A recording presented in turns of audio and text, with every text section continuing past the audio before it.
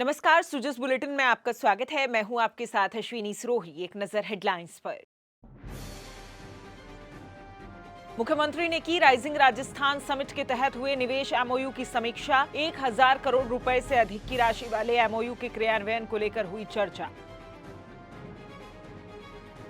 Bank of Baroda और bank of Maharashtra के साथ हुए राज्य सरकार के एमओयू। मुख्यमंत्री ने कहा, दोनों बैंक राज्य की विकास यात्रा में बनेंगे भागीदार।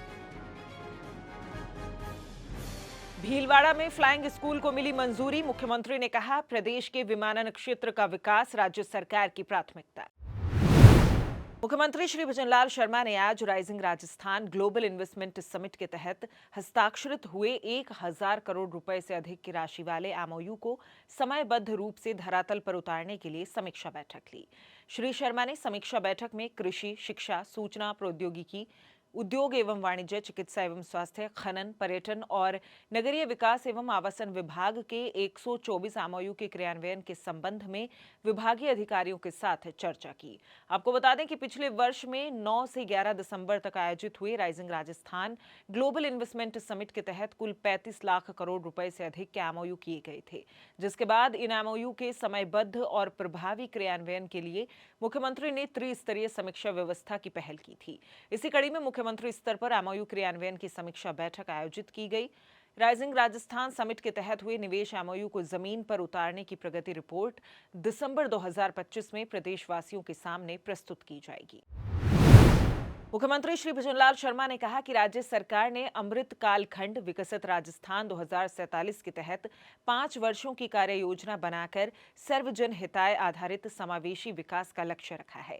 उन्होंने कहा कि इस कार्य योजना के तहत भविष्य के लिए 10 संकल्प निर्धारित किए गए हैं। इन संकल्पों में बुनियादी ढांचे का विकास करना और प्रदेश की अर्थव्यवस्था को $350 बिलियन पर पहुंचाना भी शामिल है। श्री शर्मा आज मुख्यमंत्री निवास पर बैंक ऑफ बड़ौदा और बैंक ऑफ महाराष्ट्र के साथ राज्य सरकार के 2 एमओयू हस्ताक्षर करने के अवसर पर संबोधित कर रहे थे। इन एमओयू के अनुसार बैंक ऑफ बड़ौदा अगले 6 वर्षों यानी 31 मार्च 2030 तक प्रति वर्ष 20,000 करोड़ रुपए का ऋण प्रदान करेगा। इसके साथ ही बैंक ऑफ महाराष्ट्र भी प्रति वर्ष 10,000 करोड़ रुपए का ऋण उपलब्ध कराएगा। ये धनराशि राजस्थान सरकार की विभिन्न परियोजनाओं, विशेषकर आधारभूत ढांचा क्षेत्र जैसे बिजली और नवीकरणीय ऊर्जा, सड़क, पेयजल और स्वच्छता के लिए उपयोग में ली जाएगी। मुख्यमंत्री ने कहा कि ये हमारे लिए गर्व का विषय है कि बैंक ऑफ बड़ौदा और बैंक ऑफ महाराष्ट्र जैसे देश के प्रतिष्ठित बैंक अब राजस्थान की विकास यात्रा में भागीदार बनने जा रहे हैं। हमारे प्रदेश के आधारभूत ढांचे को सशक्त करने की दिशा में बैंक ऑफ बड़ौदा और बैंक ऑफ महाराष्ट्र का ये सहयोग एक बड़ा कदम है और आज का ये समझौता प्रदेश के बुनियादी ढांचे की मजबूती में एक मील का पत्थर साबित होगा। मुख्यमंत्री श्री भजनलाल शर्मा के नेतृत्व में राज्य सरकार प्रदेश में विमानन क्षेत्र के विकास और क्षेत्रीय हवाई संपर्क को बढ़ाने के लिए अहम कदम उठा रही है। इसी कड़ी में भीलवाड़ा की हमीरगढ़ हवाई पट्टी को विकसित करते हुए फ्लाइंग स्कूल खोला जाएगा। इसके लिए राज्य सरकार द्वारा जरूरी स्वीकृतियां प्रदान कर दी गई हैं। श्री शर्मा ने कहा कि ये फ्लाइंग स्कूल के खुलने से युवाओं को प्रदेश में ही फ्लाइंग प्रशिक्षण के अवसर प्राप्त होंगे। प्रतापगढ़ और बांसवाड़ा में भी फ्लाइंग स्कूल खोलने के लिए राज्य सरकार प्रयासरत है। इस संबंध में निवेशक यहां निवेश के लिए रुचि दिखा रहे हैं। मुख्यमंत्री ने कहा कि प्रधानमंत्री श्री नरेंद्र मोदी के नेतृत्व में भारत में घरेलू विमानन बाजार निरंतर विकसित हो रहा है। केंद्र सरकार द्वारा विमानन क्षेत्र के लिए शुरू की गई उड़ान योजना से घरेलू यात्रियों की संख्या में बढ़ोतरी हुई है। मुख्यमंत्री श्री भजनलाल शर्मा ने गुरु गोविंद सिंह जयंती के अवसर पर प्रदेशवासियों को हार्दिक शुभकामनाएं दी। श्री शर्मा ने कहा कि गुरु गोविंद सिंह जी ने देश और धर्म की रक्षा के लिए अपने प्राणों को न्यौछावर कर दिया था। उन्होंने लोगों को प्रेम, करुणा, एकता और समानता की सीख दी। उनका संपूर्ण जीवन परोपकार व त्याग का एक अनुकरणीय उदाहरण है। मुख्यमंत्री ने इस अवसर पर प्रदेशवासियों का आह्वान किया कि वे सभी गुरु गोविंद सिंह जी के जीवन मूल्यों को आत्मसात कर देश व प्रदेश के चहुमुखी विकास में अपनी सक्रिय भूमिका निभाएं। मुख्यमंत्री श्री भजनलाल शर्मा की पहल पर इस वर्ष की बजट घोषणा को पूरा करते हुए राज्य सरकार ने पहली बार सोशल मीडिया इन्फ्लुएंसर्स के लिए नव प्रसारक नीति जारी की है। इस योजना में जुड़ने वाले नव प्रसारक पंडित दीनदयाल उपाध्याय की अंत्योदय की अवधारणा के अनुरूप और प्रधानमंत्री श्री नरेंद्र मोदी की गरीब कल्याण की सोच को साकार करने के लिए सरकार की कल्याणकारी योजनाओं और कार्यक्रमों की जानकारी जन जन तक पहुंचाएंगे। सूचना एवं जनसंपर्क विभाग द्वारा जारी इस नीति में नव प्रसारकों के लिए 2 श्रेणियां बनाई गई हैं। श्रेणी ए में 1 लाख से अधिक सब्सक्राइबर या फॉलोअर्स के साथ सोशल मीडिया इन्फ्लुएंसर्स और श्रेणी बी में कम से कम 7,000 से 1 लाख तक सब्सक्राइबर या फॉलोअर्स वाले सोशल मीडिया इन्फ्लुएंसर्स को रखा गया है। जिला स्तर पर प्रत्येक श्रेणी में एक नव प्रसारक और संभाग स्तर पर श्रेणी ए में 2 और बी में 1 नव प्रसारक का चयन किया जाएगा। जिला सूचना एवं जनसंपर्क कार्यालय के प्रभारी इन नव प्रसारकों के मेंटर के रूप में इनके कार्य की निगरानी रखेंगे। विभाग इन नव प्रसारकों को content creation, video audio editing, SEO, social media management और ब्रांडिंग आदि स्किल्स करने में भी मदद करेगा।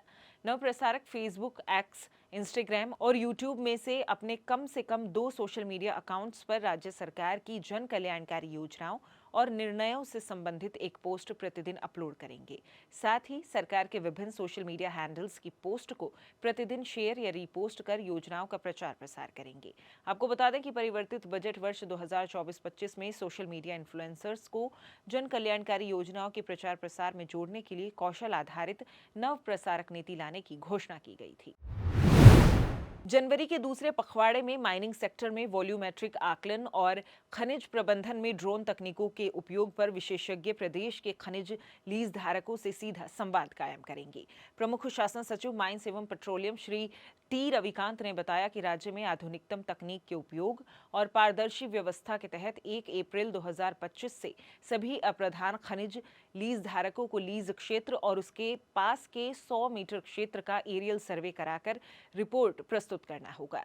उन्होंने बताया कि मुख्यमंत्री श्री भजनलाल शर्मा ने पिछले दिनों नई व्यवस्था के तहत एरियल सर्वे में प्राप्त खनन रिपोर्ट और संबंधित लीज धारक द्वारा पूर्व में प्रस्तुत की गई रिपोर्ट में अंतर आने की स्थिति में राहत देने के लिए राज्य सरकार ने एक बारीय समाधान योजना भी लागू कर दी है। उन्होंने बताया कि प्रदेश के खनिज लीज धारकों को नई व्यवस्था के संबंध में विशेषज्ञों व ड्रोन निर्माता कंपनियों से प्रेजेंटेशन के माध्यम से जागरूक करने की आवश्यकता जताई। श्री टी रविकांत ने बताया कि मुख्यमंत्री श्री भजनलाल शर्मा की परिवर्तित बजट घोषणा की क्रियान्विति में वॉल्यूमेट्रिक असेसमेंट व्यवस्था लागू करने और इससे होने वाले प्रभाव से खनिज लीज लाइसेंस धारकों को एक बारीय राहत प्रदान करते हुए एक मुश्त समाधान योजना लागू कर दी गई है। भारत पाक के सीमावर्ती जिले श्रीगंगानगर में नशा मुक्त भारत और नशा मुक्त राजस्थान की तर्ज पर जिला प्रशासन की ओर से चलाए जा रहे नशा मुक्त श्रीगंगानगर अभियान के सकारात्मक परिणाम मिल रहे हैं। नशा मुक्ति के लिए जिले में विभिन्न नवाचारों के साथ लगातार जागरूकता गतिविधियां भी की जा रही हैं। इन सब गतिविधियों की बदौलत आमजन में नशा मुक्ति के प्रति जागरूकता बढ़ी है, जिससे जिले की तस्वीर बदल रही है। सुखद पहलू ये भी है कि ई शपथ के जरिए 1.25 लाख से ज्यादा लोग अभियान से जुड़कर दूसरों को जागरूक करने में जुटे हैं। अभियान के तहत जिला प्रशासन कई स्तर पर काम कर रहा है। स्कूलों, कॉलेजों, कोचिंग सेंटर्स में बच्चों को नशा मुक्ति की शपथ दिलवाने के साथ साथ rally, poster making, wall painting, गीत, रंगोली, साइकिल रैली, भाषण, प्रश्नोत्तरी, नाटक सहित विभिन्न गतिविधियों से नशा मुक्त रहने के लिए जागरूक किया जा रहा है। जो लोग नशा कर रहे हैं उन्हें नशा छोड़ने के लिए प्रेरित भी किया जा रहा है। जिला राजकीय चिकित्सालय में नया सवेरा अभियान के तहत नशा मुक्ति वार्ड भी संचालित है, जिसमें नशा छोड़ने वालों को समुचित उपचार मिल रहा है। हम श्रीगंगानगर जिले में नशा मुक्त श्रीगंगानगर अभियान के अंतर्गत विभिन्न गतिविधियां कर रहे हैं, जिसमें मेन गतिविधि है नशे जो शुरू नहीं करें, जो युवा पीढ़ी है वो नशे में नहीं जाए, उसके लिए हम जागरूकता अभियान चला रहे हैं, जिसके लिए हम ग्राम पंचायत, ब्लॉक स्तर और जिला स्तर पे विभिन्न एक्टिविटीज कर रहे हैं। जो हमारे सभी गवर्नमेंट डिपार्टमेंट्स, एनजीओज हैं, स्काउट्स हैं, सभी के सहयोग से हम लोग इसमें विभिन्न गतिविधियां कर रहे हैं, जैसे स्कूल के बच्चों की rally, poster painting competition, debate और इस प्रकार से एक्टिविटीज कर रहे हैं। और जिला प्रशासन और पुलिस के साथ जो एक हमारा ग्रुप है और एक हमारे विक्रम जानी जी हैं और उनकी टीम है, वो एक नाटक भी करते हैं जो नशे के विरुद्ध जागरूकता के लिए बहुत ही अहम वो योगदान निभा रहे हैं।